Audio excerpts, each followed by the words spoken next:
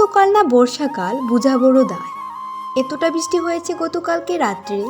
দেখো উঠানের অবস্থাটা কি হয়েছে, একদম কাদা মাটিতে ভরে গেছে, যেন ধানই রোপণ করা যাবে। তো মা এখন উঠানটা ঠিক করছে, কারণ যেহেতু ভাইয়ের বাইক আছে তো এটা উঠাতে অনেকটা সমস্যা হয় বন্ধুরা। আর এখানে দেখতেই পেলে বাটুল কি করছে। তো মা যেহেতু উঠানে মাটিগুলি ঠিক করে দিচ্ছে, তাই বন্ধুরা রান্নাঘরের দায়িত্বে আজকে আমি। তো আমাদের উনুনটাও ভিজে গেছে জানো তো বন্ধুরা, আর আমাদের গ্যাসও প্রায় শেষের পথে।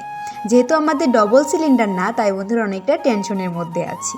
তো আমার প্রিয় পরিবার, তোমাদের সকলকে জানাই একটা মেঘলা সকালের অনেক অনেক শুভেচ্ছা। নতুন একটি সকালে আর আমার নতুন আরও একটি ব্লগে তোমাদের সকলকে জানাই অনেক অনেক ওয়েলকাম।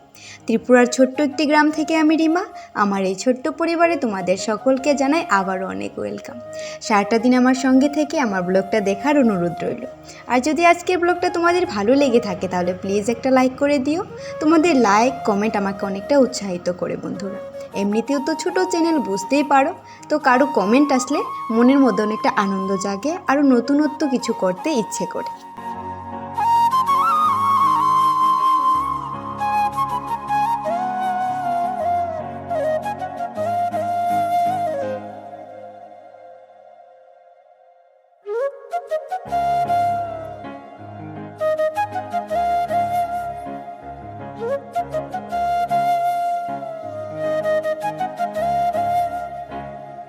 গতকালকে নিরামিষ চচ্চড়ি আছে, তো এগুলি গরম করে নিলাম আর কড়াইতে দিয়ে দিলাম সরিষার তেল, আর দিয়ে দেব গোটা শুকনা লঙ্কা ফোড়ন, তারপর পাঁচফোড়ন দিয়ে বন্ধুরা আজকে করব লাউ দিয়ে একটা ঘন্ট।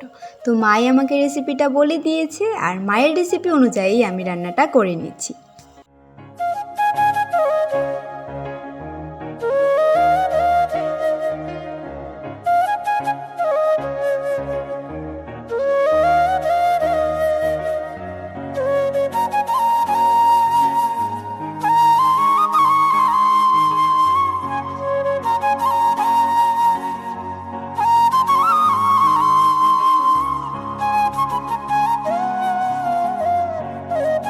তো বন্ধুরা দেখতেই পেলে সরিষার তেলের মধ্যে গোটা লঙ্কা ফোড়নে আর পাঁচফোড়ন দিয়ে প্রথমে আমি কেটে রাখা লাউটা দিয়ে দিয়েছি, তারপর দিয়ে দিয়েছি মুসুর ডাল আর লাউ দিয়েই আজকের ঘন্টটা।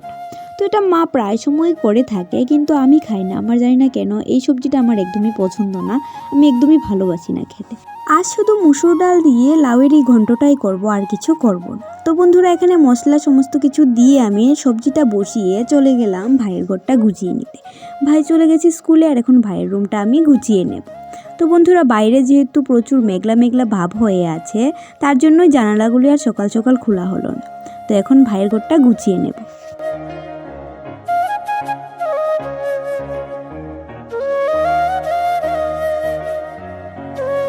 ভাইয়ের ঘরটা গুছিয়ে আবারও চলে আসলাম সবজিটার কাছে, তো দেখি হয়েছে কি। এক কাজ নিয়ে বসে থাকলে বন্ধুরা সময়টা তো সময়ের মতো চলে যাবে, কিন্তু আমার কাজগুলি করতে অনেকটা দেরি হয়ে যাবে। একটু বুদ্ধি করে যদি বন্ধুরা আমরা কাজগুলি করি, তাহলে দেখবে সময়ের সাথে সাথে কাজগুলি অনায়াসেই হয়ে যায়। তাই বন্ধুরা এক কাজ নিয়ে বসে না থেকে হাতের কাছে যে যে কাজগুলি পড়ে তা করে নেওয়াই ভালো। ধরো আমি রান্না করি, রান্না করতে করতে রান্নাঘরটাকেও টুকটাক করে গুছিয়ে নিই, কারণ যাতে পরে আমার একসঙ্গে সব কাজগুলি করতে না হয়। কোন কাজের পরে কোন কাজটা করলে তোমার ভালো হবে, সময়টা বেঁচে যাবে আর কাজটা একটু তাড়াতাড়ি হয়ে যাবে, সেই দিকে নজর রাখতে হবে। সেভাবে বুদ্ধি করে করে কাজগুলি গুছিয়ে করলে বন্ধুরা কাজগুলি দেখতে অনেকটা সুন্দর হয়, আর তোমার সময়টা অনেকটা বেঁচে যায়।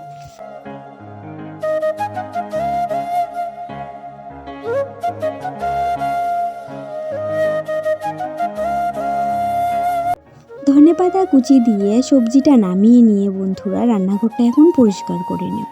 রান্নাঘরটা যদি পরিষ্কার না করা হয় রান্নার পর একদমই ভালো লাগে না, আমার তো ভালো লাগেই না। আর আমার মতো যারা আছো রান্নাঘরটা রান্না করার পর পরিষ্কার না করলে ভালো লাগে না, তারা প্লিজ কমেন্ট করে জানাবে।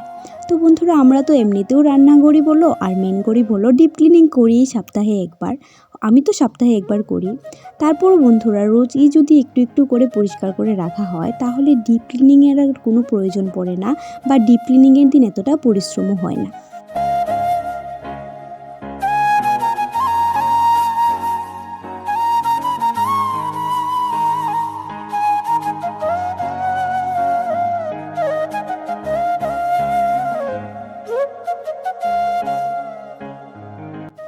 এইমাত্র স্নানটা সেরে এসেছি বন্ধুরা।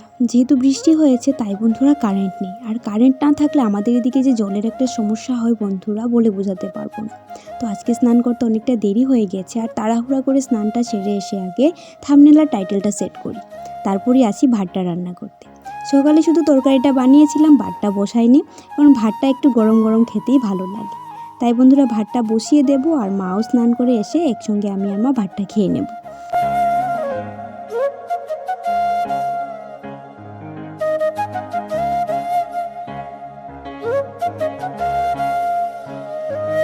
ভাতটা বসিয়ে বন্ধুরা জলের বোতলগুলি ভরে রাখছি। সকালে আজকে জলের বোতল ভরা হয়নি, তাই এখনই ভরে নিচ্ছি।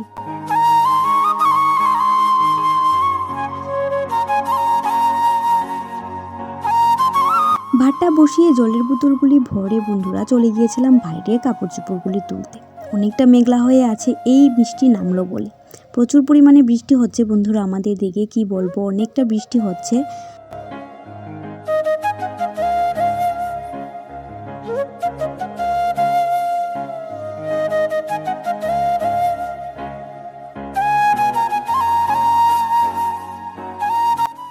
ভাই এক্ষুনি এই পাপুসটা নিয়ে এসেছে, এখানে আমার এই জামাটা দেওয়া দেখে ভাই পাপুসটা নিয়ে আসলো, তো এখন পাপুসটা এখানে দিয়ে দেব।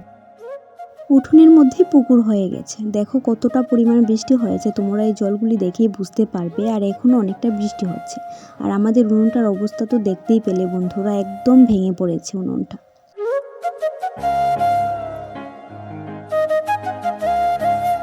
এই বৃষ্টির মধ্যে বনুর ইচ্ছে হয়েছে ফুচকা খেতে, আর ও ফুচকা খাওয়ার জন্য বাড়িতে না খেয়ে চলে এসেছে বাড়িতে, মানে ভাড়া বাড়িতে না খেয়ে বাড়িতে চলে এসেছে। বনু নাকি সবাইকে নিয়ে ফুচকা খাবে। তো এখন কি আর করা যাবে, ফুচকা বানিয়ে নেব, আর নিচ্ছিও যদিও। আর আমি ভাত খেয়ে নিয়েছি, আমার একদমই ইচ্ছে করছে না খেতে।